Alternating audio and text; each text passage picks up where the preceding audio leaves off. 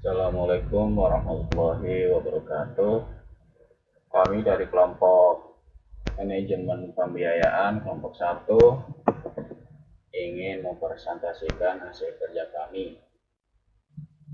Oke, anggota kelompok yang pertama kakak Anda Afandi, kedua kakak Anda Fajar Afiro, ketiga Muhammad Rizky Syahputra, keempat Nadila Widya Veronica, kelima Brian Fikriawan, keenam Uti Suhaiti Ramadhani, ketujuh Eka Prilia Tintang Larasati, kedelapan Widya Ayu Ningrum, kesembilan Fajar Nudiantono, dan yang ke-10 Amar Fauzi Rahman. Oke, kita lanjut. Ini adalah skema pembahasan yang akan kami jelaskan kepada teman-teman semua. Yang pertama adalah dasar hukum pembiayaan bank syariah. Yang kedua adalah pengertian akad, wa'ad, perjanjian, dan perikatan. Ketiga, aplikasi akad dalam pembiayaan bank syariah. Keempat, bentuk akad pembiayaan. Kelima, jenis-jenis akad pembiayaan. Dan yang terakhir, berakhirnya akad pembiayaan. Oke, kita masuk ke dasar hukum pembiayaan bank syariah. Di dasar hukum ini ada 3, 2 dari Al-Quran dan yang 1 dari Al-Quran, dari As-Sunnah atau hadis. Oke, kita mulai dari surah Ali Imran ayat 130 yang berbunyi A'udzubillahi minasyaitonirrajim. Bismillahirrahmanirrahim.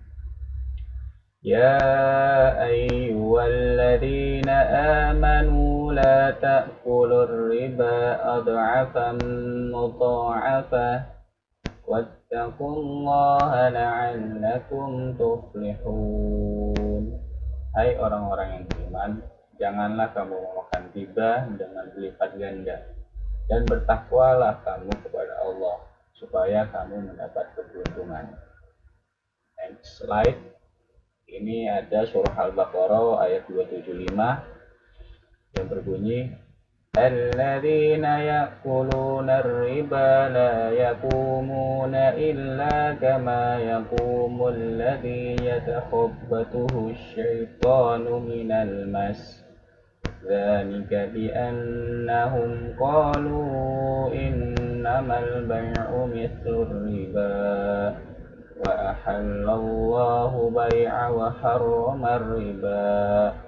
فمن جاءه موعظة من ربه فانتهى فله ما سلف وأمره إلى الله ومن عاد فأولئك أصحاب النار هم فيها خالدون. Artinya, orang-orang yang makan atau mengambil riba tidak dapat berdiri, melainkan seperti berdirinya orang yang kemasukan syaitan lantaran tekanan penyakit gila. Oke, dasar hukum yang ketiga ada hadis, yaitu salah satu hadis Nabi juga yang mengumpulkan mengenai riba, yaitu dari Jabir radhiyallahu an.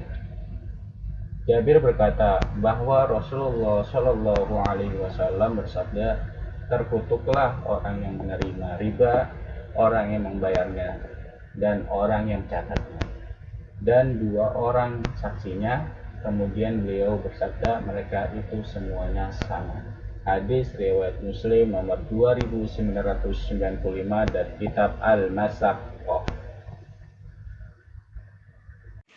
Ya, selanjutnya ada akad. Akad berasal dari bahasa Arab al-aqdu yang berarti perikatan, perjanjian, persetujuan, dan pemufakatan. Kata ini juga bisa diartikan tali yang mengikat karena akan adanya ikatan antara orang yang berakad. Dalam kitab fikih sunnah, kata akad diartikan dengan hubungan kesepakatan. Secara istilah fikih, akad didefinisikan dengan pertalian ijab atau pernyataan penerimaan ikatan dan qabul atau pernyataan penerimaan ikatan sesuai dengan kehendak syariat yang berpengaruh kepada objek perikatan. Ya, selanjutnya ada wahad atau perjanjian yang secara etimologis wahad itu artinya adalah hadda yang berarti ancaman atau al-wa'id dan takhawwafa atau menakut-nakuti. Dari segi cakupannya, al-wa'ad mencakup perbuatan baik dan buruk, meskipun pada umumnya janji digunakan untuk melakukan perbuatan baik. Dalam literatur fikih digunakan dua kata yang sebenarnya satu akar, al-wa'ad dan al-idah. Adapun secara terminologis, wa'ad adalah pernyataan dari pihak atau seseorang atau subjek hukum untuk tidak berbuat sesuatu serta perbuatan tersebut dilakukan di masa yang akan datang atau istiqbal. Dan yang selanjutnya ada pengertian perikatan. Perikatan adalah suatu perhubungan hukum antara dua orang atau dua pihak, berdasarkan mana pihak yang berkewajiban untuk memenuhi tuntunan itu. Aplikasi akad dalam pembiayaan bank syariah dibagi menjadi 3. Yang pertama, aplikasi akad-akad muamalah pada bank syariah. Aplikasi akad-akad muamalah pada bank syariah ini memiliki fungsi, yaitu menghimpun dana dari masyarakat surplus, yang selanjutnya menyalurkannya kembali kepada masyarakat yang defisit. Yang terakhir, jasa atau layanan tambahan. Fungsi tersebut, bank juga melakukan kegiatan lain yang berbentuk jasa tambahan atau layanan tambahan yang diberikan kepada nasabah yang bertujuan untuk memberikan kemudahan bagi nasabah dan bank itu sendiri.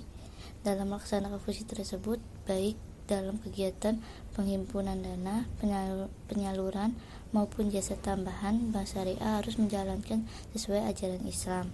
Oleh karena itu, bank syariah mengaplikasikan akad-akad muamalah, baik akad-akad yang sifatnya tijarah maupun tabaruh. Yang kedua, aplikasi akad-akad muamalah pada kegiatan penghimpunan dana. Aplikasi akad-akad muamalah pada bank syariah pada kegiatan penghimpunan dapat dilihat pada dua produk, yaitu produk dana simpanan dan produk dana investasi. Produk dana simpanan merupakan dana pihak ketiga atau dana masyarakat yang dititipkan dan disimpan oleh bank, yang penarikannya dapat dilakukan setiap saat tanpa pemberitahuan terlebih dahulu kepada bank dengan media penarikan tersebut. Produk dana investasi ditunjukkan untuk nasabah yang bertujuan menginvestasikan dananya di bank syariah. Terus, aplikasi akad-akad muamalah pada kegiatan penyaluran dana.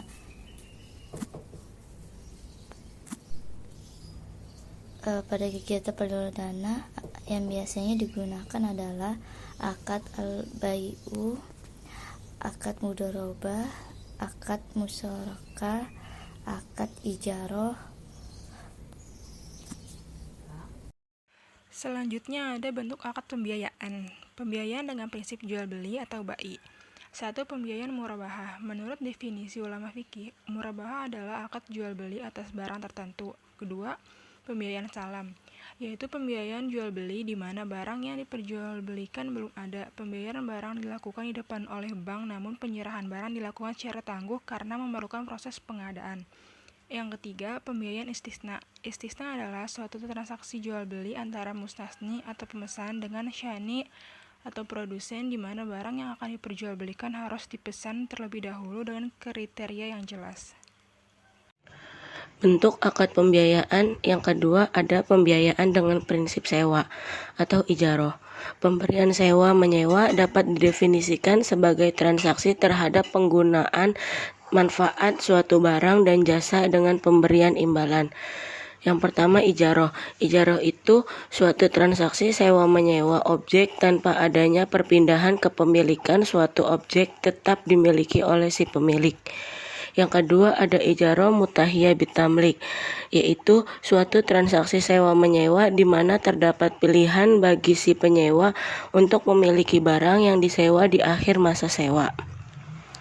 Terus yang ketiga, ada pembiayaan dengan prinsip bagi hasil. Yang pertama ada mudorobah.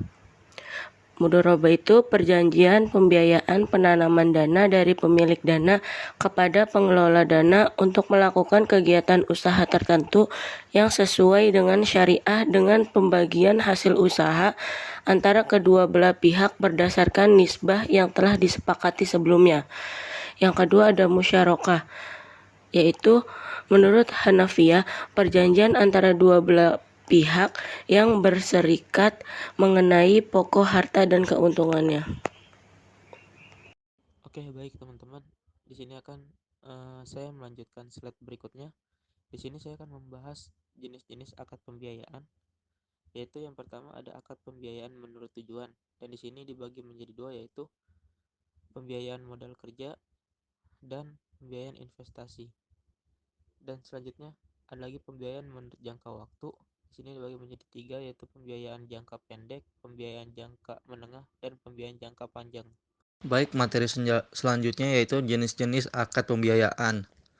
Menurut jenis aktif produktif dibagi menjadi tiga, yaitu pembiayaan dengan prinsip bagi hasil yang dibagi menjadi dua, yaitu pembiayaan mudharabah dan pembiayaan musyarakah. Yang kedua, pembiayaan dengan prinsip jual beli dibagi menjadi tiga, yaitu pembiayaan bai al murabahah, pembiayaan salam, dan pembiayaan istisna.